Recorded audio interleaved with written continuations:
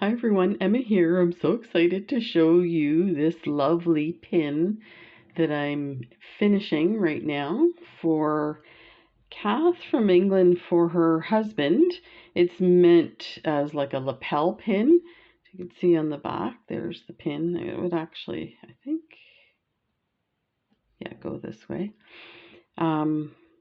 So these are crystals, and I did have a video showing how I made some of this stuff. So these crystals I got from BB Craft, they're beautiful, but I did find that because they're so small, bezeling them, unless you started with 15s to bezel, is hard. And then you've got your turns for a rectangle that would make it even harder to do with just 15s. But so anyway, I glued these on the felt, and then I went around, and this one here is a Swarovski, I forget the name of that shape. Let me adjust the camera here. Maybe we'll try it without, oh no, it definitely needs the light. Let me see if we can adjust that. It's hard when you have a lot of black and dark colors. Anyway, I had these 2x2 black crystals. So I glued the rectangles on, and then I went around and covered the black felt with the crystals. And of course I attached this one here. It's like a Monty, in the sense that the cage that you put the crystal in has holes for your beading thread. And then I added the cut chain, and these are quarter tilas that are metallic. And then I put some French wire.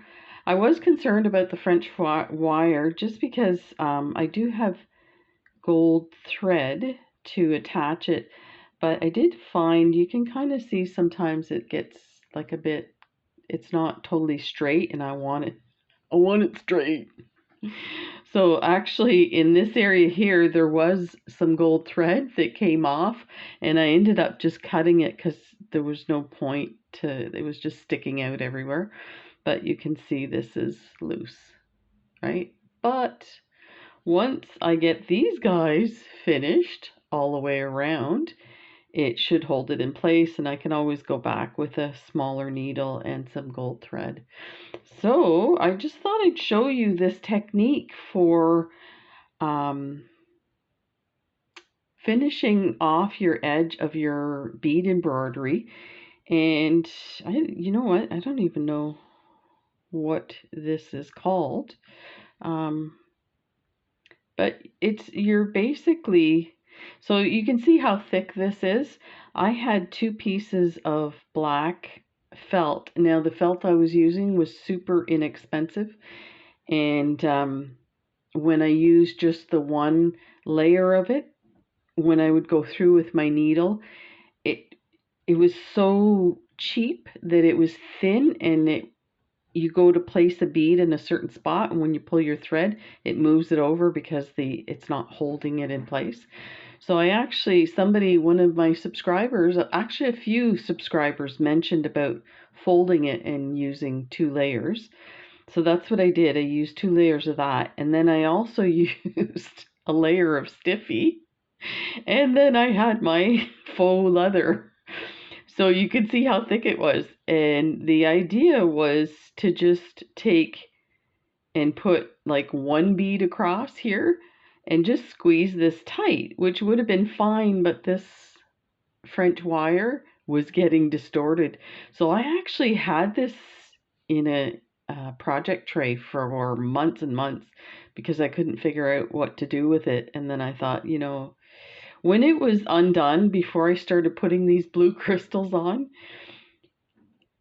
at times I'd look at it and I'd think, oh, it looks like junk. I definitely don't want to give it to him, and he's not going to wear it and this kind of thing. And then I'm away from it for a while and I pull it out. I'm like, that's really beautiful. I got to figure this out. So that's when I thought about doing this technique where you put as many beads as you need to get across from the top to the bottom. Now I do think if I'd have been smart, I put 4 beads, but you can see the, see if I get it in shiny there. There. You can see all where the threads came out. And initially I had the beads actually coming down like this one and covering it. But then I was getting gaps, and you could see that same row where the gap is up here. Now, when you're looking at it from this angle, I guess you can see it there. So I just went around and picked up the beads and got them in the right position so that they sit nicely and cover up the black thread like that. So it turned out pretty good. So let's go ahead, take a look. So I do, you know, I just started a new thread. So I hid it in between these layers, and I actually just came through one of these here and put my needle through and came back out where I needed to be, which is about there. So you just pick up 4 beads. So I think my suggestion, like with this, is I should have done 5. But I also, you know, in places that it wasn't as thick and using 5 beads, it became really like bulky and distorted. So let's see if we can enlarge this a bit. Bring this down so I'm not reaching so much. Take 4. So I basically just held on to it like this. Go. So you always have to remember the size of your bead and go kind of halfway so that the bead will sit. And I'm also doing it on a slight angle. So I'm going to go to about here and try and stay in line. I know some people, some beaders that do this a lot will actually draw a line there. But then I don't want that line showing. So I don't know if they use invisible like fabric pens. Probably. When you get started on this, it goes really fast. And then coming out here, you can see. And I'm careful not to pick my, oh, it wasn't there, that was the thread. I want to make sure I get through most of the layers. This is really hard to do on camera. Avoid sticking your needle through your French wire. I love doing the French wire, but oh my gosh, it's like everything I tried to do, it's like I had to avoid the French wire. So I'll have to do some more research and figure out. Now, one of the tricks that I did learn or figure out is I put my finger here on the thread, and what that does is it pushes the beads towards the top before, because if I didn't, it would set one of those beads at the bottom, which I kind of don't want since I'm doing 4 and I want to keep it at 4. I think if I switch to 5 now, it would be, you definitely see the difference. So there's 4.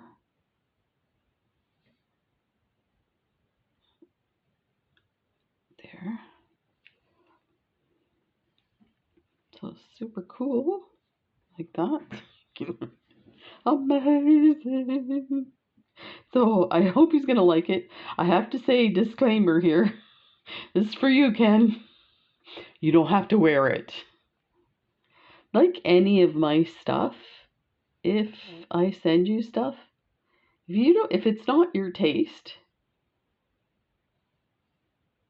you don't have to wear it, and you can pass it on to somebody who would, or do whatever you want with it. Once it's out of my hands, that's the way I look at it. It's out of my hands. And then nobody's feelings are hurt, because definitely I do so much of this stuff. Even though this is a little bit of a specialty thing that I'm doing, it's not my life's work. Let's just say. Just saying. So you'll probably see a few videos coming out of bracelets for Kath for the upcoming nuptials. And again, I told her, don't worry, whatever you don't like, Just pass it on. So I'm going to just use my thumb to move that French wire out of the way.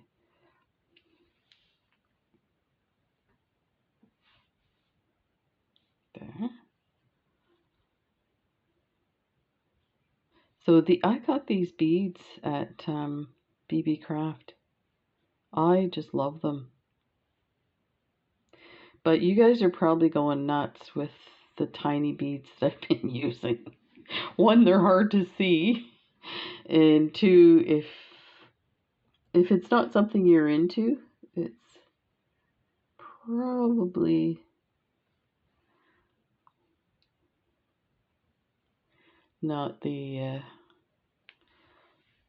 you're not happy when you see me going, look what I got some more small beads.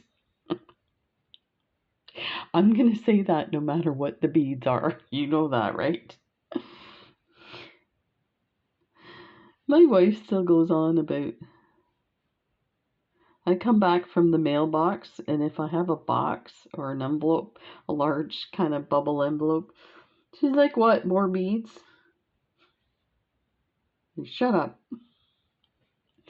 No, just kidding. We joke about it. I'm like, there's never enough beads in the world for Emma.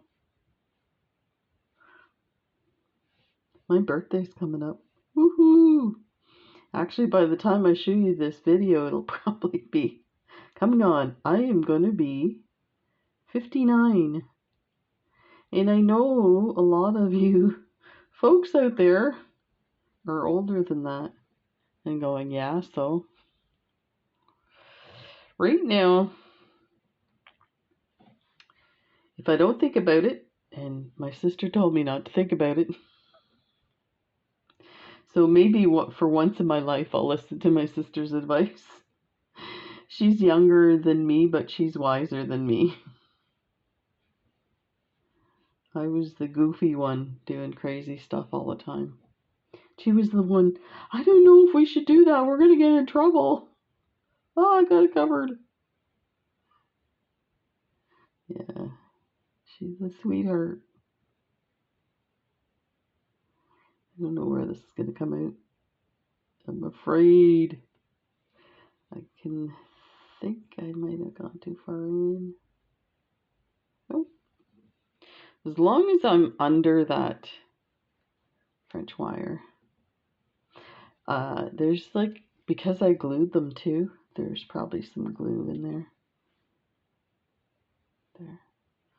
But you can see, so if you're doing this, even with these tiny beads, look at how fast it's going.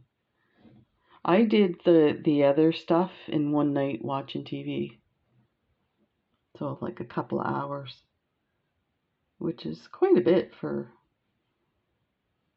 a beading project. Oh, look, I went too far down. It's bad. Better pay attention. Okay.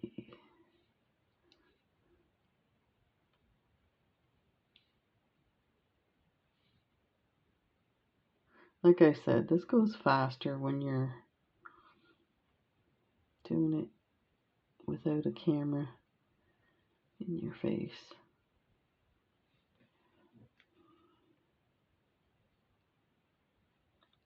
I should do this in a short. I just think it's amazing, those women that do the beading video shorts, and their nails are so pretty with the different crystals on them and stuff. There's one lady that it's pretty much all she does is shorts, but some really elegant beading. Normally I don't watch shorts that much because I'd rather see the whole tutorial, but she has done some really interesting stuff with certain beads that I never would have thought to do. So for instance, she does a ring with gold magatamas for the embellishment on the front of the ring, so they all kind of like stick out. There's maybe 4 across like this, and then the other side is just peyote. So I think this part is peyote too. So that's the thing about her video. She's showing you stuff, but she's not showing you how to do it. So, but that one I'm pretty sure you could figure it out. But she does a bunch like that. They're really neat.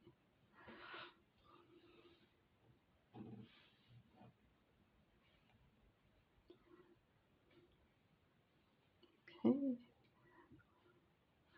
I was going to say we're almost done, but those are fatal last words in my vocabulary. I just did a video on adding clasps to bracelets that are already finished, and they're like lobster claw and extender chains. It was 34 minutes. I'm like, what? I had a person that commented on one of my videos years ago. So this is the story. You know what? I never tell you guys about that stuff because, like, I might say, yeah, I've been getting a lot of negative comments lately, but I think it comes with the popularity. So I've been getting a lot of new subscribers. But anyway, this was years ago. A lady had asked me for help. She wanted to make some bracelets to do with her granddaughters. So I got a bunch of my stuff together and I decided, I think we did 3 or 4 stretch bracelets. But it was more of like, let's sit and chat like I'm doing right now, right? And so the video ended up being, I don't know, like maybe an hour, 45 minutes. Anyway, this person commented saying, what the hell? How much time does it take you to do a stretch bracelet? And going on like this, I'm like, really? It's so crazy that people think it's okay to be rude like that. Like, did you not listen to the video? I was talking about this is an activity she could do with her granddaughters. Like, some people, as Jen says, some people's children.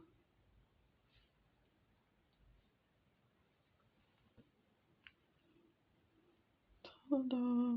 Oh, this is going to be lovely.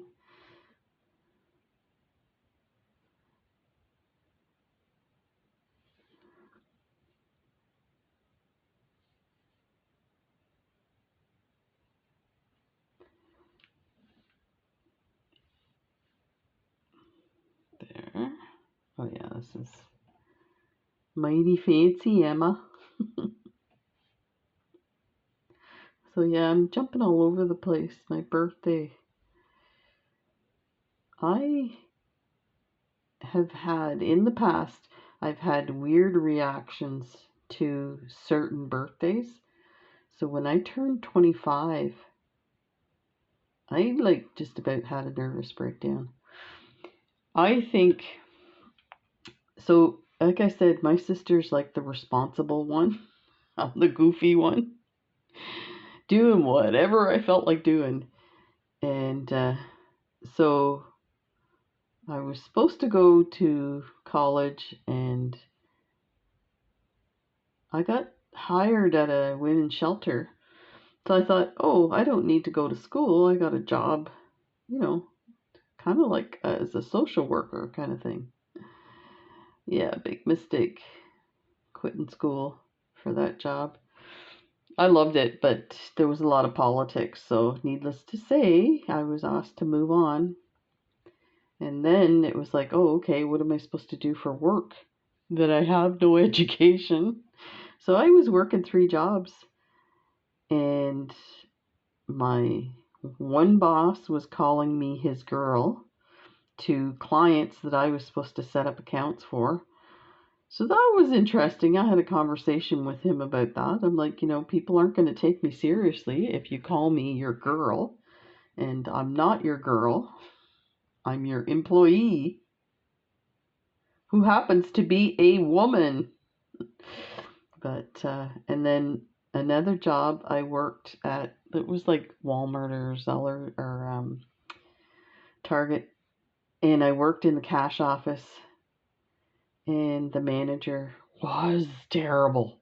He was like, if that was today, he would so not. He would have been fired and maybe charged, kind of thing. Sexist like you would not believe, and some crazy stuff. Well, the policy manual said that all women that worked in the office had to wear pantyhose, which would imply you would wear a dress too. And I'm like, I'm 20. I don't want to wear pantyhose in an office that nobody's going to see me. Like the door's locked because it's all cash. It's a cash office, like a vault, right? He wouldn't let me use the bathroom. He was always like giving me a hard time. He gave me a hard time for putting little lines across the sevens. And I'm like, I'm French. That's what we do, right? It's a way of identifying that it's a seven and not a one. Oh yeah. But so yeah, when I turned 25, I was like, I need to get my act together and figure this out. I don't want to be called my girl and be told you can't use the bathroom and stuff like that. So this is looking lovely. So you can see there's a bit of a gap. So I could probably, yeah, I can stick another row in there. Let's get, because I was going to say initially it looked like just the top corner needed a bead or two, so you can actually go and put just in like the two, but you can see it just goes right across. So let me get that snug here. Okay, there's like a little cat here or something, so I am gonna go in here and I'll come out there, but I think what I'll do is I'll weave my thread in. Let me see if I can get over to the other side of, there we go, the other side of the French wire, like I said before. And just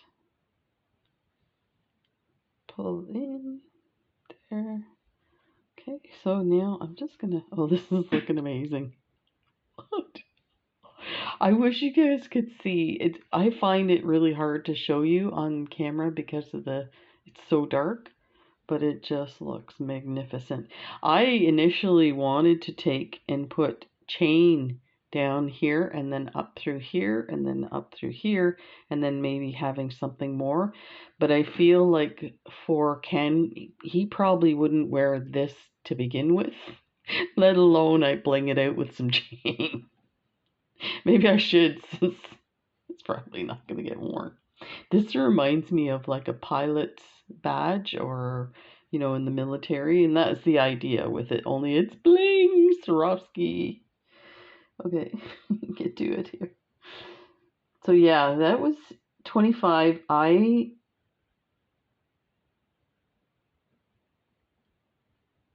got so upset that I was turning 25 and my life was going nowhere.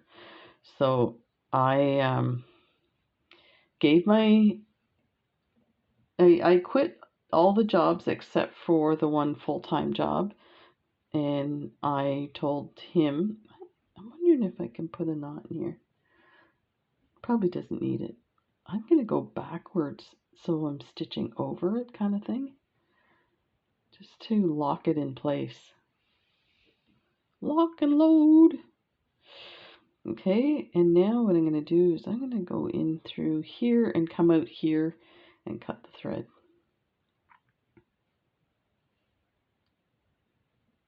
Like that. There. And cut the thread. Now, in case you're wondering, I'm using the black dragon thread, number 6. I bought this when they first came out with dragon thread, and I just want to say this because I've had people ask me about dragon thread and where to get it and stuff, and some people saying they don't like it and whatnot. I have to say, so when I got this, they were new. I probably got one of the first shipments of it. And when I got my thread off the black, when it came off the reel, it was, let me see if I can, you can kind of see it here. See how it goes thick and then thin and chunky and weird, and it was like that, and it was like shredded and like weird, almost like sewing thread when you get the lint all balls up in one spot. It was through that. Now I am noticing, since I've been using it more as I get further in, that it's not as bad. But so I just had to say, and you can kind of see it now. Look, that, I mean, it's not bad there, but it was really noticeable before. So anyway, I'm trying to use it up, and I don't know. I'd have to order some more to say, to give a proper evaluation of it. I did find I have made multiple orders of the crystal, which is this one. That's actually called the white. I thought it was called crystal. And let's get the green one out. And then the green. So this is the green, white, and black. I find both the size 5. I used to get Fireline number for £6. And I used to, if I was doing really fine work, I would use the £4 that was a little thinner than this. But, so the idea with this dragon thread is that it's thinner than Fireline, but has the same strength. So this one would be equivalent to, say, this one here. But I do have to say, I've never had any problem with the green. It feels a lot like Fireline, although I will say that Fireline, like you can see, you can kind of bend it into a shape and it keeps its shape. That means it's thicker, stronger, kind of like it. Yeah, it feels more like a fused line than, say, this stuff that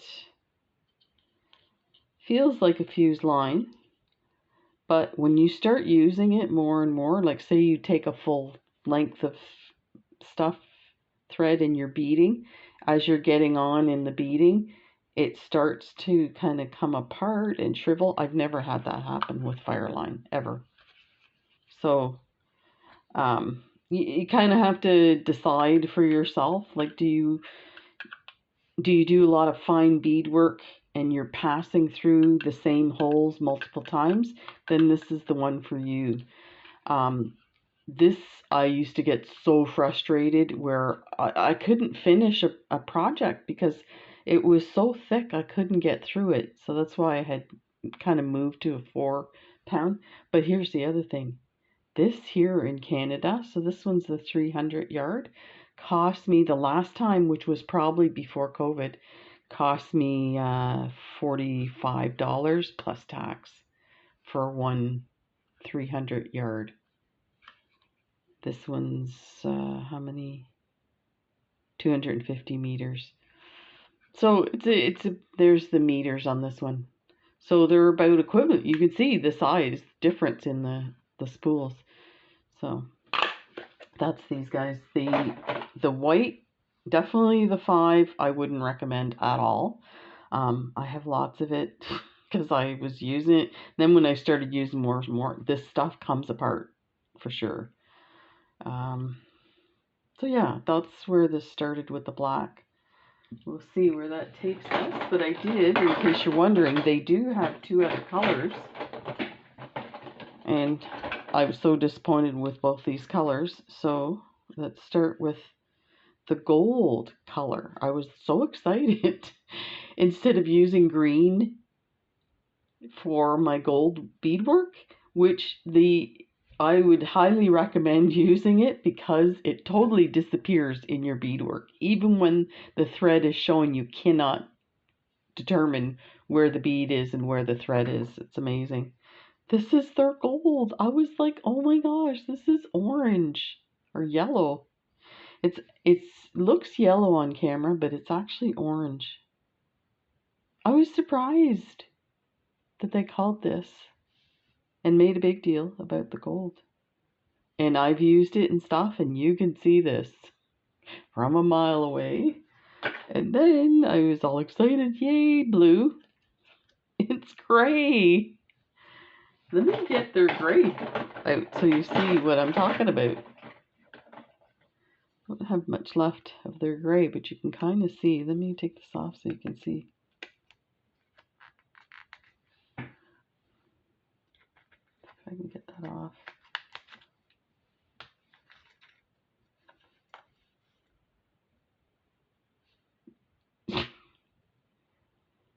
So yeah, and you know, part of it is this was only available in 50 meters when they came out with their new color products. So here's the thing for me in Canada, we have to pay duty and tax on this when it comes across the border. So when I got it and I saw this, I was like, I paid that much money and then paid tax on top for these little things.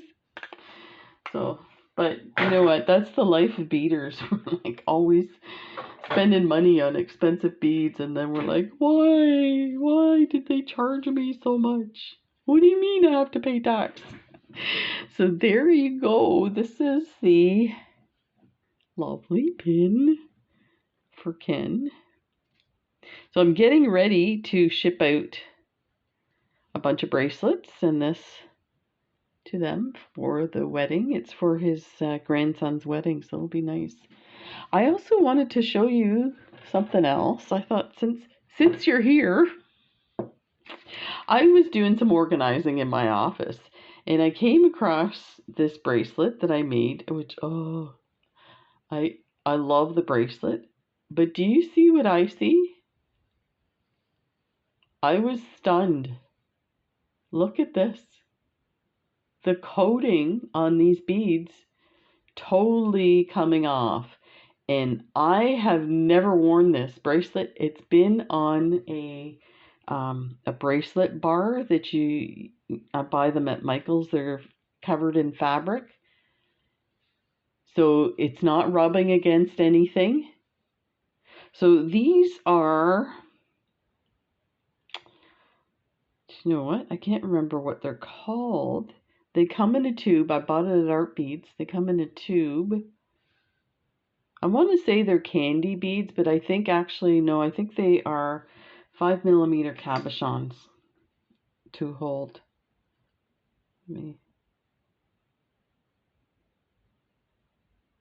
This looks like 7.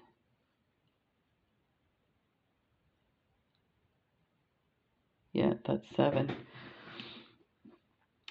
So isn't that crazy? Oh, and I should show you the back side.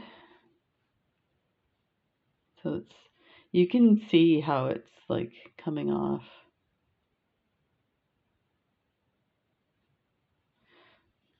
I should see if I can. Oh yeah, look at that.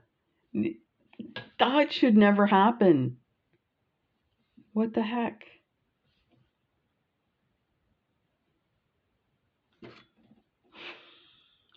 So the reason I show you this is because I get people asking me all the time. I have like over 1,200 videos, and some of them are like from 4 or 5 years ago, and I'll get comments on them, and I see the comments, like any comment that I don't put, that I haven't responded to yet. So it doesn't matter that the videos from years ago, I will still see that comment, right? And like I said, I try and answer all the questions that people have. So they always ask about the finish coming off on beads. I've never had that except for, now they were talking about seed beads, like these kind of seed beads, right?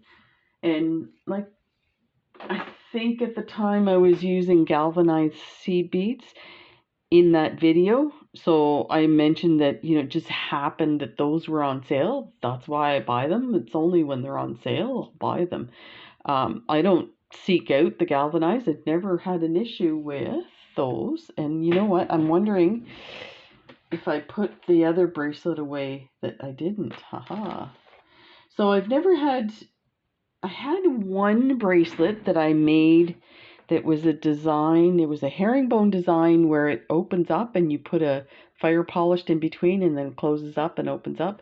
And it was a design done by Mila's Beading. I'd done it like early on.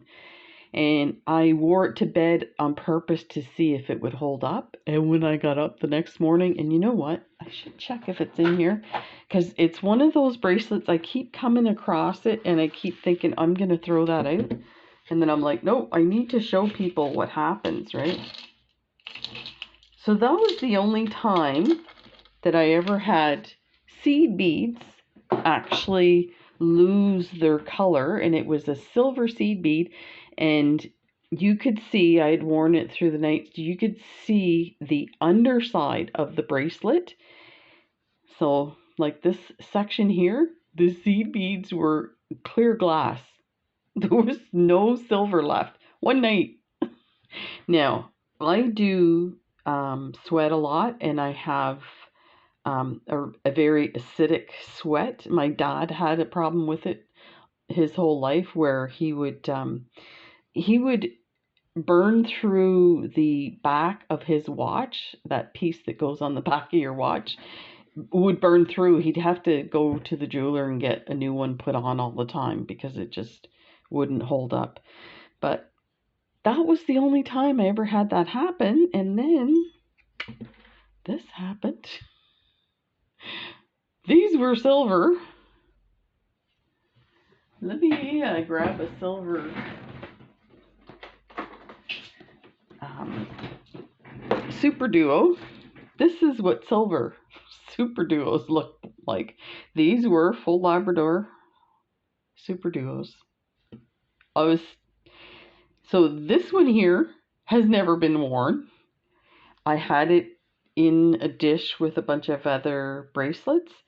And one day I was looking for something and I was like, oh, what's that? And I'm like, what the heck? So these totally tarnished.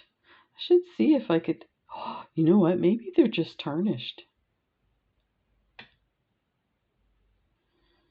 I wonder if I have my polish. I just assumed it was the finish that came off. So I'm right by the ocean, so I wonder if that's what happened.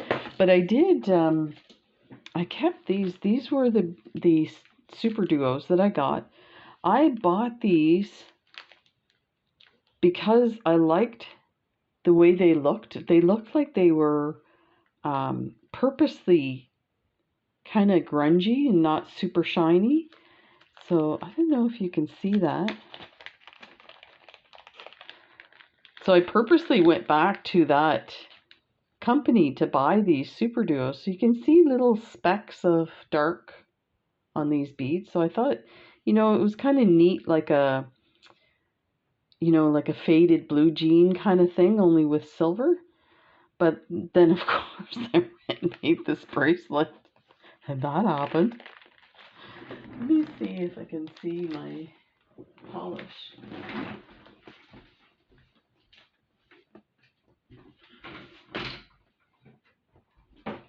I do have my polish here. So let's try. I wouldn't recommend you doing this on like regular jewelry. Let's move that over. This is going to be a all over the place video. This one here, I have some polish on it. I think that might work. So let's see. This would probably just take, oh, you know what? It's actually coming up a bit. Look, you can see the black. Let's put a little more polish on here.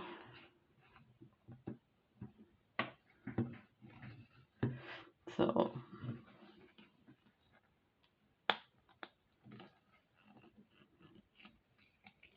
it's hard to get. This has like a specialty cap. I bought this Flitz years ago for polishing pennies to do buttons for leather wrap bracelets. Okay, so let's find a blank spot so we can see what it does. I'm just going to take some off this. Don't need a lot, I don't think.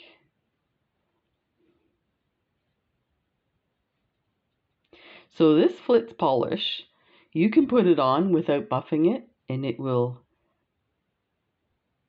work right away. But you definitely get a better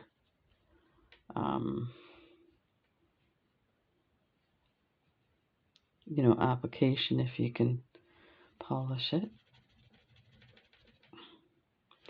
So it seems to have taken the black off, but it's definitely not shining it up at all.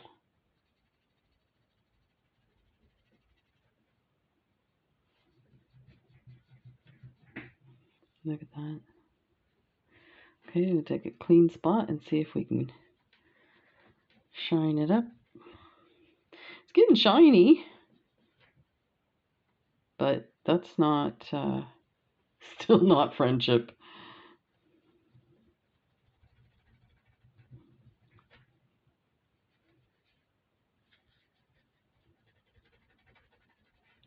Because, I mean, you can see from the, I'm surprised that this is working. I never even thought of it when I was ranting and raving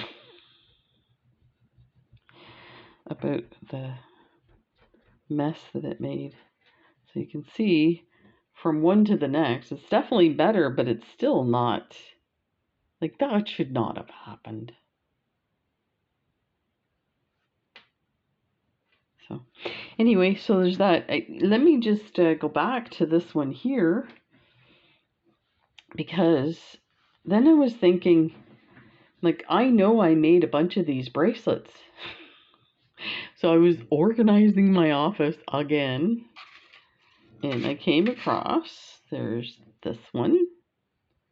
So this one is nothing wrong with this one.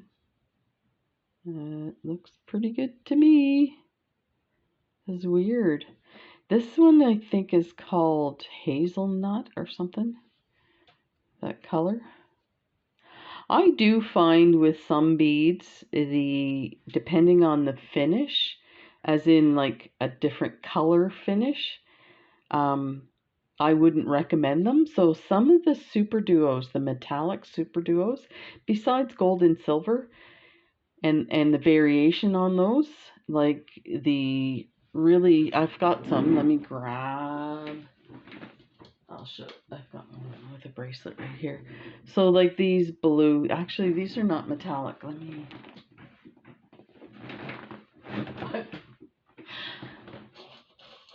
You can tell I've been reorganized and I couldn't find them.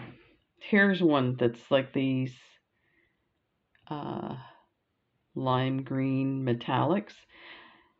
They are inconsistent in their coverage. Now these ones were really nice. I didn't have any issues. I think some of the reds and pinks are really bad. You get the tube and you can see it right through the tube. This one's not necessarily metallic. It's, I guess it is. This one looks good. They're more of the shiny metallics. Let me see, I'll grab the tray.